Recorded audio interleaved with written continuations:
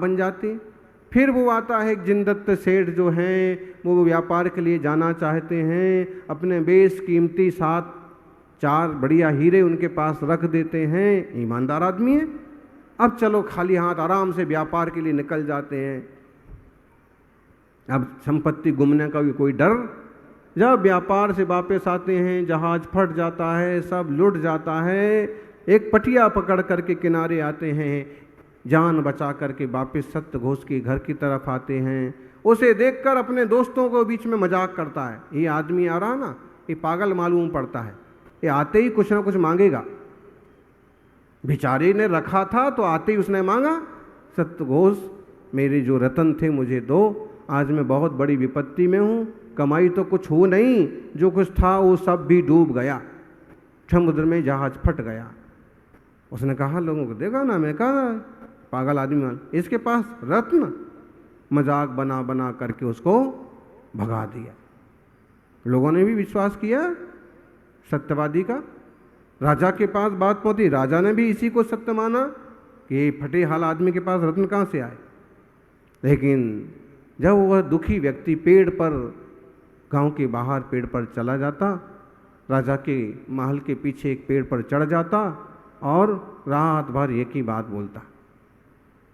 2-4 बार रानी ने सुना तो उसने कहा, राजा साहब बात तो कुछ है, अगर आदमी पागल हो तो एक ही बात और इस ढंग से रोज क्यों बोल देगा। यही हर बार कि राजा साहब भी मेरी बात नहीं समझते हैं और मेरे रत्न नहीं दिलाते हैं, तो मैं तो बुरी तरह से कंगाल हो गया, मुझे मरने के अलावा कोई रास्ता नहीं बचा, कुछ ना कुछ बात है। राजा ने कहा कि ठीक है, अगर आप अनुसंधान कर सकती हैं, उस ज़माने में उनके पास कोई कोई CBI, कोई ED वगैरह कुछ थी नहीं, तो उन्होंने रानी को ही लगा दिया। और जो अनुसंधान रानियां कर सकती हैं वो राजा लोग भी नहीं कर सकते। समझ में आया राजाओं? हाँ, इसलिए रानी की कीमत करते रहो।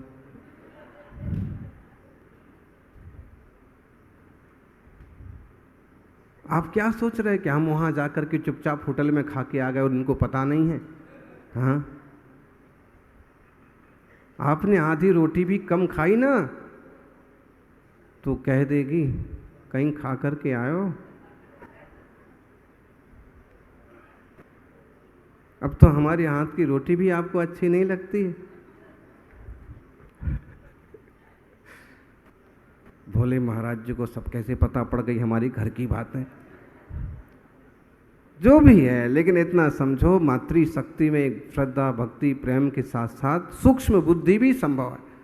कई बार धोखे में आके वो ठगा जाते हैं, लेकिन किसी किसी में चतुराई होती है। रानी ने सत्यघोष को बुलाया, उसके साथ कुछ पासे खेले, कुछ चीज़ें जीत ली, उसकी अंगूठी जीत ली, उसका जनेऊ जीत लिया। अब धीरे से दासी को बुला के कहा कि ये लेके जाओ इसके घर, और इसकी घरवाली को बोलो कि जो भी धरोहर रखी है वो सत्यघोष ने मंगाई है, कोई बात बन गई है, वो वहाँ पर उपस्थित हैं और मंगाया है। जब प्रूफ मिल गया कि जनेऊ भी उनका है, अंगूठी भी उनकी है, तो ठीक है, अब जो रखा है सो लेके जाओ। अब जब लेके आ गए तो उस आदमी को भी बुलाया, सेठ को भी बुलाया, सत्यघोष को भी बिठाया, राजा भी आ गए और सब दूसरे हीरे मोती में मिला करके रख दिए कि तुम्हारे हीरे इनके पास थे ना, क्या इनमें से हैं क्या तुम्हारे कोई?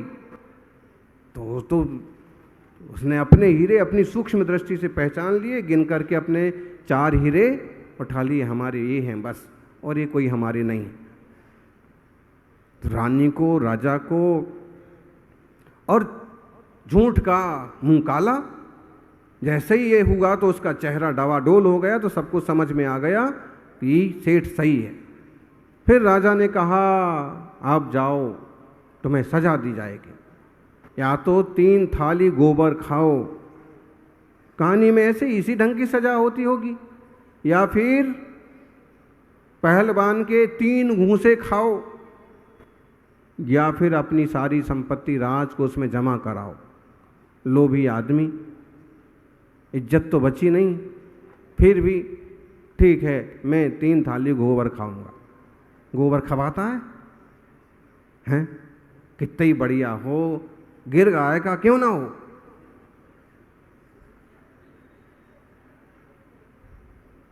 एक दो मुंह में डाले कि थू थू थू नहीं गा। पहलवान को बुलाया, पहलवान तो पहलवान थे, एक घूंसा मारा, धूल चाट गए। अरे भगवान, प्राण निकल गए, बचाओ बचाओ बचाओ।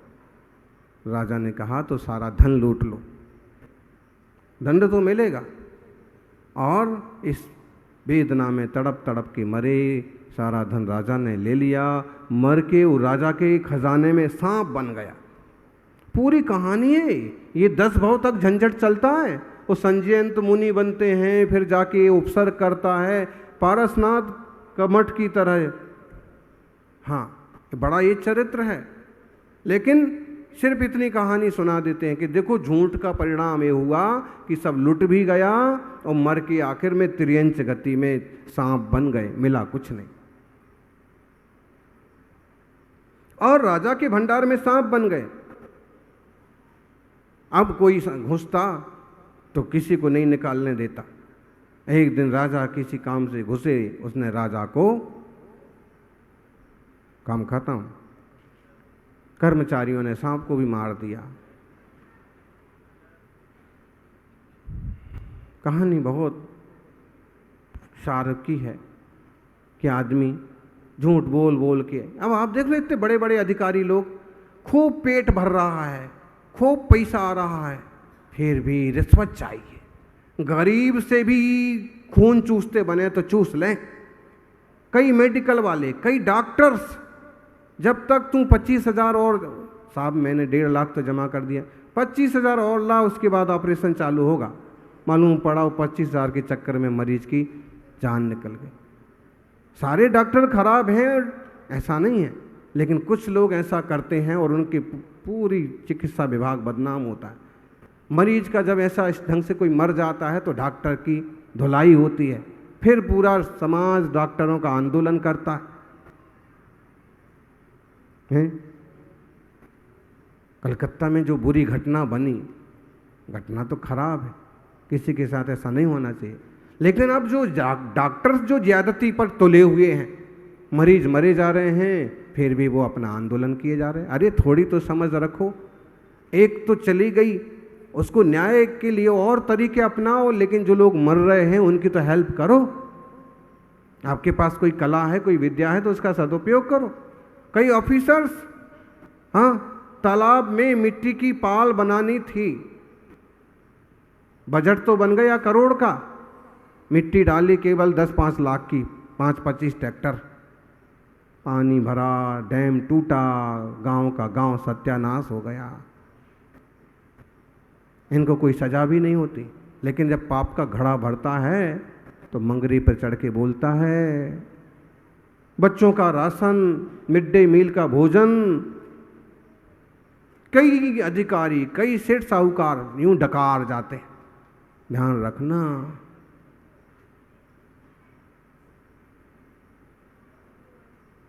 एक दिन ऐसा आएगा पूरा पाचन तंत्र ही बिगड़ जाएगा। इसलिए जो विवेकवान है सावधानी रखिए, किसी का हिस्सा नहीं खाना। मेहनत करेंगे, मेहनत से कमाएंगे, दान करेंगे, सहयोग करेंगे, भले हम थोड़ा कम दान कर लेंगे, थोड़ा कम दिखावा करेंगे, लेकिन सही रास्ते चलेंगे। सब भाग्यशाली हो। सत्य जीवन मंगलमय जीवन है। असत्य की उपलब्धियां भी असत्य ही होती हैं। प्रामाणिकता बनाने में बरसों लग जाते हैं, लेकिन प्रामाणिकता मिटाने के लिए एक झूठ काफी है। अगर झूठ बोला, आपकी मां भी आप पर विश्वास ना करेगी। एक झूठ पकड़ा गया, जैसे आपने कहा था कि मैं स्कूल जा रहा हूं, कहाँ हैं विद्यार्थी सारे? सब सन्मति विद्यापीठ के बच्चे बैठे। आपने कहा भैया जी स्कूल जा रहा हूं, और बीच में जाकर के कहीं किसी खेल कूद में लग गए, दोस्तों के साथ क्रिकेट के लिए निकल गए, पिक्चर के लिए निकल गए, अब जब मालूम पड़ेगा माँ को, पिता को, सहयोगी को, तो ये झूठ बोलता है। और अगर 2-3-4 बार पकड़ा गया तो फिर आगे से आपकी बात पर भरोसा करना भी है ना। वो बहुत छोटी सी कहानी, बहुत प्रसिद्ध। एक बच्चे को झूठ बोलने की आदत थी, वो बकरियां चराता था। उसे उसने सुना कि कोई गांव वाले चर्चा करते थे कि कभी कभी जो है बाघ आता है, शेर आता है। तो उसे मज़ा आया। एक दिन उसने विचार किया कि आज मैं क्यों ना चिल्लाऊं, शेर आया। उसने आवाज़ लगाई, गांव के बाहर बकरियां लेके गया, दूर से आवाज़ लगाई, शेर आया, शेर आया, बचाओ बचाओ। गांव के कई सारे लोग लाठी वगैरह लेकर के दौड़े, लेकिन वहाँ जाके देखा तो इतने सारे गांव वालों को आकर देखा हुआ, उस तो एकदम मजाक हंसने लगा। अरे मैंने तो ऐसे ही कहा था, यहाँ कोई शेर थोड़ी था। लोगों को बड़ा बुरा लगा। हम लोग इतना काम छोड़ करके दौड़े। अगले दूसरे तीसरे दिन फिर उसने ऐसे मजाक किया। फिर कुछ लोगों ने सोचा हो सकता है उस दिन नहीं आया, आज आ गया हो, तो कुछ लोग फिर दौड़े। फिर उसने वही एक्टिंग किया, अरे मैंने तो, आप लोग तो बुद्धू हो, मैंने तो आवाज़ लगाई और आप आ गए। ऐसे कहाँ शेर आता है, कहाँ होता है शेर, कहाँ आया। अगले दिन फिर ऐसे ही किया, तो भी 2-4 लोग पहुंच गए कि भाई बच्चा है, कहीं सच में तो आपत्ति नहीं आ गई। उसे तो मज़ा आने लगा। अब अगली बार बकरियां लेके गया, योग संयोग की बात, सचमुच में बाघ, पैंथर आ गया और उसने आक्रमण किया। अब की बार उसने और जोर जोर से चिल्लाया, लेकिन गांव वालों को तो पता पड़ गया था ना, कोई नहीं आया। फिर भी एक आध आदमी ने सोचा कि देखे तो हाल क्या है, तो देखा सचमुच में बाघ ने उसे खत्म कर दिया, उसकी बकरियां। मतलब क्या हुआ?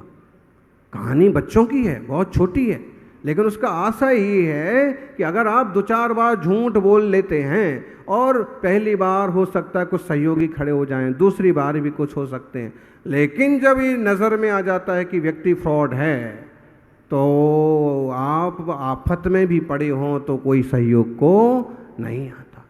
प्रामाणिकता बनाए रखो, और यह प्रामाणिकता सत्य से बनती है। उत्तम सत्य तो मुनिराजों की शोभा बढ़ाता है, लेकिन गृहस्थ जन भी जितना योग्यतम सत्य, सदाचार, निष्कपटता, सद्व्यवहार, उचित व्यापार करते बने, वैसे करना चाहिए। कई व्यापारी लिख देते हैं फिक्स्ड रेट, एक रेट की दुकान, भाई साहब आप आए हमारे यहाँ, बस ये रेट है। शुरू में बड़ी दिक्कत हो सकती है, लेकिन बाद में एक साख बन जाती है, और फिर भाई वहीं से लाना बेटा, वहीं से लाना, तुम छोटे हो फिर भी कोई कपट नहीं होगा। तो अपनी सभी आत्मा की प्रामाणिकता भी बनाएं। हम तो सब सत स्वभाव वाले चैतन्य तत्व हैं, ज्ञान घन हमारा स्वभाव है। हम अब असत के जंजाल में उलझे हैं। कर्म हमारे सगे नहीं हैं, असत हैं, हमारी सत्ता नहीं है, फिर भी हमने उन्हें अपना रखा है। मोह राग द्वेष के विकार करके, नए नए आश्रय बंध करके हम खुद परेशान हैं। यानी सत्यम बोही, सत्य बोलिए, झूठ कभी मत बोलो। बोलो नहीं, प्रवृत्ति भी ऐसे ही करो। मुंचु मोसम भावम मनोविकारम सयल मोस वैणम, मन में भी मत आने दो झूठ। नित्यम वदंति सत्यम तेहु लोया पाल निगंथा, जो हमेशा सत्य बोलते हैं वे लोक में पूजनीय होते हैं। लेकिन आज की स्थिति तो ये हो गई कि सत्य अहिंसा सदाचार से बस अपना इतना नाता है। आजकल क्या होता है? सत्य अहिंसा सदाचार से बस अपना इतना नाता है, दीवालों पर लिख देते हैं, दिवाली पर पुत जाता है। स्थिति ये हो जाए। बहुत सारे लोग, हम सौभाग्यशाली हैं, हम सभी को देवशास्त्र गुरु का सानिध्य मिला है, और जीवन में प्रामाणिकता आज भी, जैनों की प्रामाणिकता आज भी है। एक आध बेईमान कहीं निकल जाए तो कहते हैं समुद्र में एक मछली के मरने से पूरा समुद्र गंदा नहीं होता। लोग भी समझते हैं, एकाध कहीं निकल जाए तो निकल जाए, वरना आज भी प्रामाणिकता है। जैन साहब की दुकान पर जाना, जैन साहब के यहाँ रख देना, मिल जाएगा महीने भर बाद। ये आज नहीं बन गई प्रामाणिकता, ये आपके पुरखों ने बनाई। आज इतने बड़े बड़े व्यापार पर आपका हाथ जमा है, लोग इज्जत कर रहे हैं, ये पीढ़ियों से आया।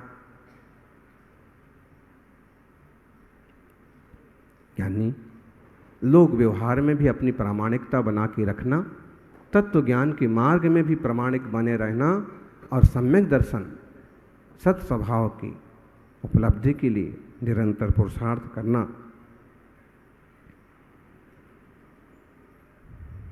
वाणी में यदि एक भी पद है पीड़ाकार, तो समझो बस नष्ट ही पहले के उपकार। आप बोले और उसमें एकाध पद भी अगर दूसरे के लिए दुखदायक हो, तो आपके पहले किए गए उपकार सब बेकार हो जाते। खूब हेल्प की हो और एक बार उसे आप गालियां दे दो, सारे रिश्ते खत्म जैसे हो जाते हैं।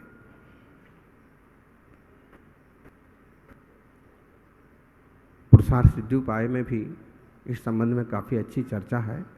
बोले अरति करम भीति करम बैर शोक कलह करम यद परमपिताप करम तद सर्वमप्रियम वाक्यम। जिससे दूसरों में आपस में द्वेष हो जाए, जिसमें कलह हो जाए, क्लेश हो जाए, माथाफोड़ी हो जाए, बोले ये सारे वचन अप्रिय हैं, ये सब असत्य हैं। ऐसा कुछ मत करो कि लोग आपस में भिड़ जाएं, एक ही परिवार में आपस में टांग तोड़ने को तैयार हो जाएं। कभी भी किसी को बढ़ाइए मत। कोशिश करें कि कोई लोग टूटने वाले हैं तो आप उन्हें अच्छे शब्द बोल करके आपसी सुलह करा करके जोड़ दें। बाकी नारदगिरी के वचन, असुर कुमार वाली विद्या, बच के रहिए। अगर महाभारत में एक शकुनी ना होता तो कौरवों का सत्यानाश भी। कई बार हितचिंतक जैसे दिखने वाले लोग बड़ा घाव कर देते हैं। इसलिए अगर हम कहीं हितचिंतक हैं तो भी सावधानी रखने की ज़रूरत है, और कोई हितचिंतक बनता है हमारा तो हमें उसको परख लेना भी ज़रूरी है, और फिर हम सन्मार्ग पर बढ़ते रहें। उत्तम सत्य धर्म की शरण में सर्व सत्य परमात्म तत्व को उपलब्ध हों। जय बोलिए।